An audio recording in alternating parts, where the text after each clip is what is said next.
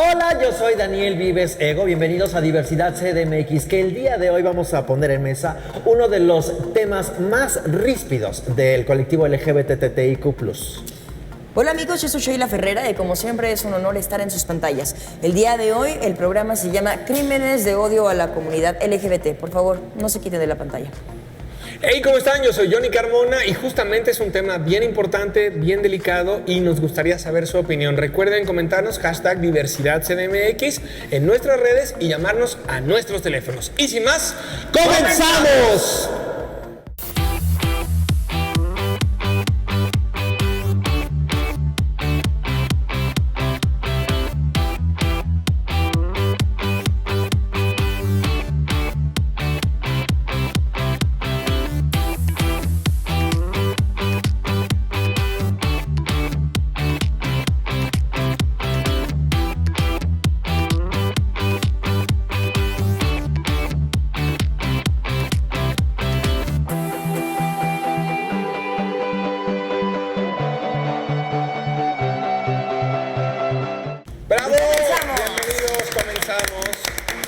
Oigan, pues comienzo este programa con mucha emoción de verlos de nuevo, lamentablemente no por el tema. El tema, como ya lo dijimos, es crímenes de odio y creo que es muy importante que pongamos estas cartas en la mesa, ya que es importante que erradiquemos esta problemática que definitivamente nos atañe a todos, ¿no? Lo que pasó el año pasado, ¿no? En Florida, ¿no? Lo que pasó también en Jalapa, ¿no? En este antro, lo que acaba de pasar ahora en Taxco, ¿no? Con los 3 activistas. Exactamente, con los 3 activistas. Vaya, digo, por decir algunos que son de los más nombrados, pero son cosas que suceden todos los días. Y ya quiero dejar de decir cosas, se dice asesinatos, ¿no? Claro. Y están hechos, son crímenes de odio, están hechos con dolo. Por el simple hecho de que alguien es diferente a ti, ¿no? Porque tiene una orientación, porque tiene una identidad distinta a la que a ti te acostumbraron de pequeño, ¿no? Y porque también de repente quiero decir que es muy lamentable porque también no solamente que tiene una orientación, sino también tiene una manera de expresarse diferente, porque desgraciadamente la mayoría de los crímenes a veces es en mujeres trans, ¿no? O en personas que tienen una manera muy libre de expresarse y que son, digamos como yo, un poco como muy alegóricos.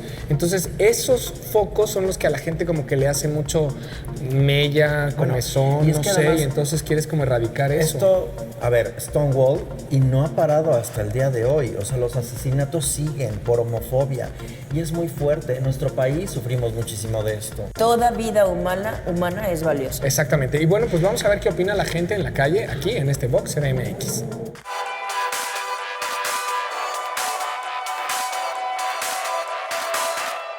¿Sabías que existen crímenes por homofobia? Sí. Sí. Pues sí. Sí. ¿Conoces de algún caso de crimen por homofobia? No conozco ningún caso. Pues en específico ninguno. De ninguno en específico. No, realmente no me han contado un caso, algún familiar cercano. ¿Se te ocurre alguna solución para terminar con los crímenes por homofobia? Tal vez tipificar el crimen. La apertura nada más. Yo creo que es más cuestión desde casa, empatía. Creo que es más aceptación y tratar de dar una explicación bien para que las personas entiendan las razones por las cuales las personas deciden su orientación sexual. En nuestro país existe el crimen por homofobia y el colectivo LGBTTIQ+ sufre de estos inefables hechos. Y aunque existe gente que pues logra hacer un contrapeso en la balanza, pues no es suficiente. Es por eso que aquí en Diversidad CDMX nos sumamos y ponemos a su entera disposición este programa para dar voz a todas esas personas que no pudieron hacerlo. Y bueno, hoy tenemos para dar luz en este ríspido tema la presencia de Alejandro Brito, de letra S, SIDA, Cultura y Vida Cotidiana AC. Un aplauso. Bienvenido. Gracias.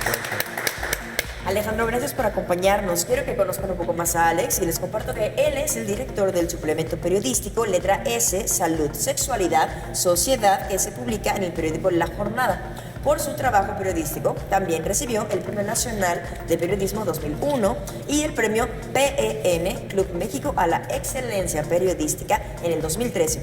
En el 95 fundó la organización civil Letra S, SIDA, Cultura y Vida Cotidiana, en donde combina su trabajo como periodista con la labor de activista en defensa de los derechos de las personas LGBTIQ+ y de las personas con VIH.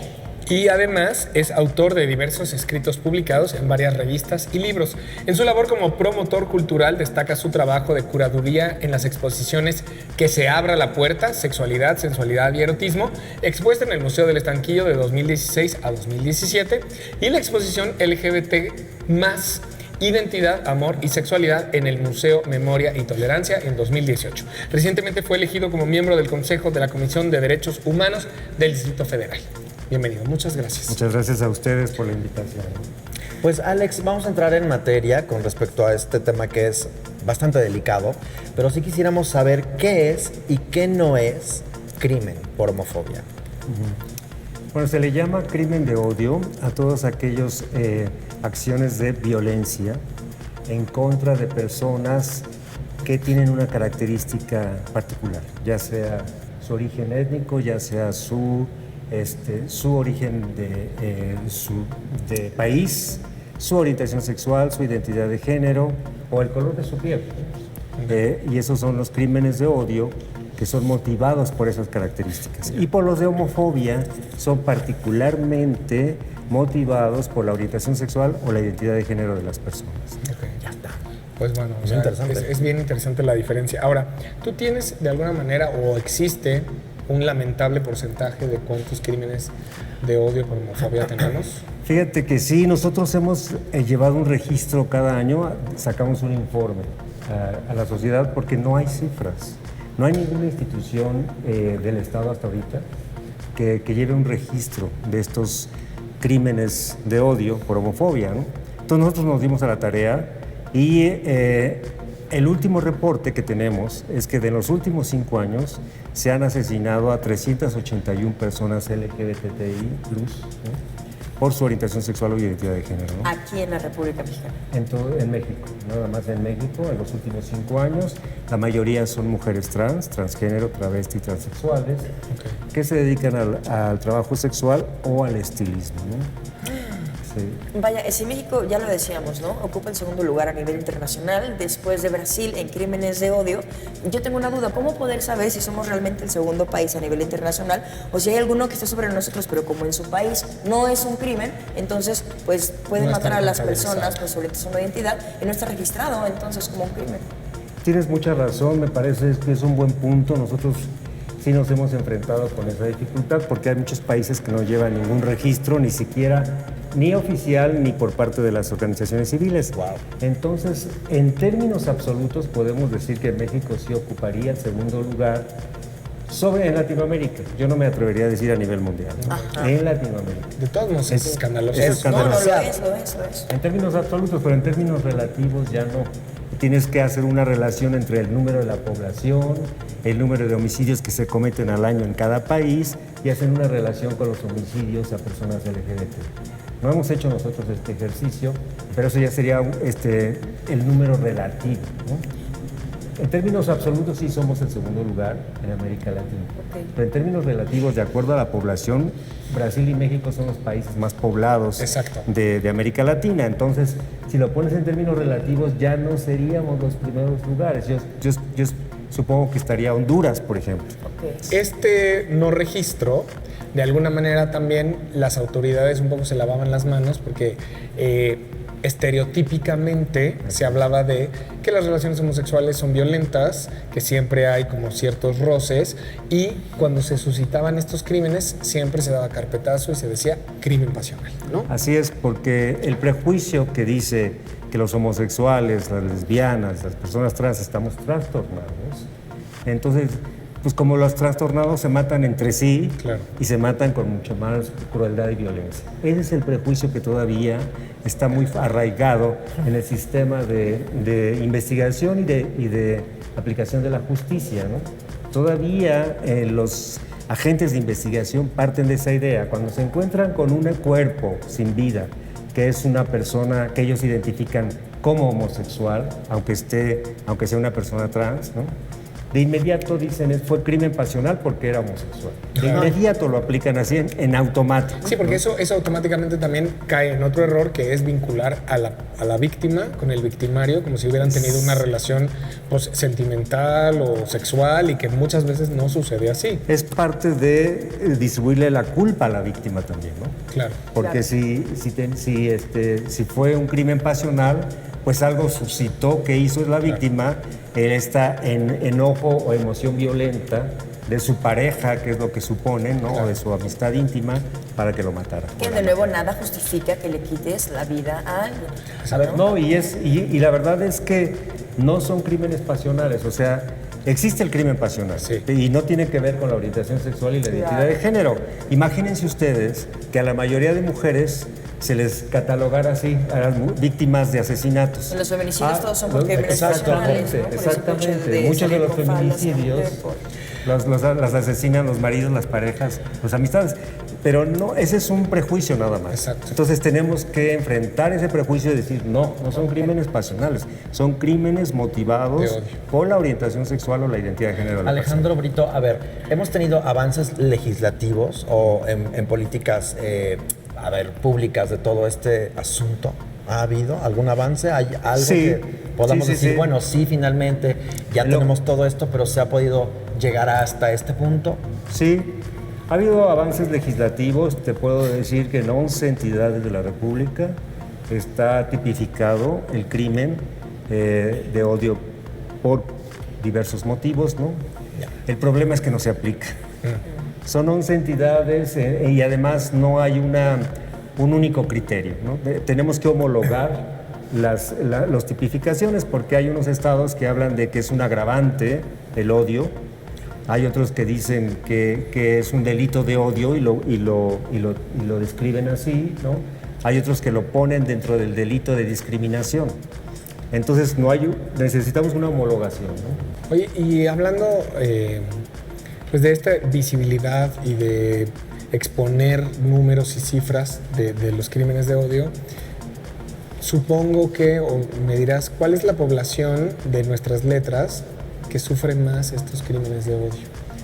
Las mujeres trans, Okay. porque son las más visibles, son las que se exponen más a la violencia, no solamente de los crímenes. Fíjate que nosotros nada más contabilizamos los homicidios, pero todas aquellas expresiones de violencia que también están motivadas por el odio, porque los crímenes de odio pueden ser no solamente acabar con la muerte, sino también pueden ser ataques a la propiedad de la persona, ataques a su persona. A mí lo que me mueve mucho es que finalmente nosotros los trans somos los que estamos siempre en la línea de fuego. Así es. Y no hay nadie que haga algo. Me parece increíble y no creo que seamos unas personas de verdad ni violentas, ni seamos peligrosas. Pero ¿por qué aquí en México nos ven así? ¿Cuál es la razón? ¿El machismo puede ser? Sí, es parte de una violencia machista la que se ejerce contra se mezcla, las ¿no? personas LGBTI. O sea, hay como una misoginia y género. una homofobia, ¿no? Exactamente, sí. Es sexismo. El sexismo es una de las raíces de la homofobia y de la transfobia y de las demás fobias, ¿no? Y sobre todo porque las mujeres trans, por ejemplo, las trabajadoras sexuales, pues ellas trabajan en la calle. Claro. Y fíjate que también aquí los crímenes de odio, lo que hemos identificado es que tienen características particulares dependiendo de la orientación sexual o la expresión de género de las personas. A las mujeres trans trabajadoras sexuales por lo regular las asesinan más de un asesino en la calle y con arma de fuego, ¿no? A los hombres gays, sobre todo en sus casas, con armas blancas y ahorcamiento, ¿no? Sí, depende de eso, ¿no? ¿Cuál es el papel y cuáles son los retos que tienen las escuelas para combatir esta situación? Yo creo que tienen un papel de primer orden y me parece que la Secretaría de Educación es la que menos ha aportado en esto. Es la que parece ser como si fuera un búnker intocable. Claro. Ya saben, nada más apenas quieren hablar de genitales en los libros de texto y salen a las calles estas organizaciones antiderechos y fundamentalistas, ¿no? pero yo creo que la Secretaría de Educación Pública está rezagada y nos parece que si no incluye la diversidad sexual en los libros de texto y en los programas de estudio, está contraviniendo la Constitución, ¿no? Y lo tenemos que ver desde ahí, desde ese punto de vista. ¿A dónde acudir si tenemos pues algún problema de esta índole? ¿A dónde podemos decir, estoy sufriendo esto? Auxilio. Sí, fíjate que tenemos un déficit de ayuda en términos legales, ¿no? Necesitamos abogadas y abogados que se aboquen a ayudar a la gente, ¿no? Porque muchas veces los familiares, y ese es uno de los problemas que enfrentamos, cuando la persona es asesinada, no quieren hacer nada, no quieren porque exactamente, ¿no? Por vergüenza, no quieren hacer nada. Por miedo o por vergüenza, ¿no? Yo creo que más vergüenza. Mi hijo era homosexual, ¿no? O mi hija lesbiana, o porque digan, no quiero que... También creo que se aprovechan de pronto de decir, mira, están vulnerables, no van a hacer nada, ¿no? O miedo a que también haya represalias sobre ellos. Pero les puedo dar el número, el sitio web de Letra ESE. Por favor. www.letraese.org.mx, repito, letraes.org.mx. Ahí pueden contactarnos y con gusto ayudamos a las personas que hayan sido víctimas de algún maltrato físico. Nos encantaría estar muchísimo más tiempo contigo. Gracias por compartir tus redes, que ya salen ahora en los banners para que la gente se ponga en contacto contigo. Y por favor recuerda que este espacio también es tuyo porque tú también lo haces junto con nosotros. Vamos ahora a un corte. Gracias por acompañarnos. Gracias. Muchísimas gracias. Y hoy ustedes en casita no se muevan, compártanos por favor opiniones, sugerencias y comentarios con el hashtag de diversidad CDMX en @capital-21. Regresamos.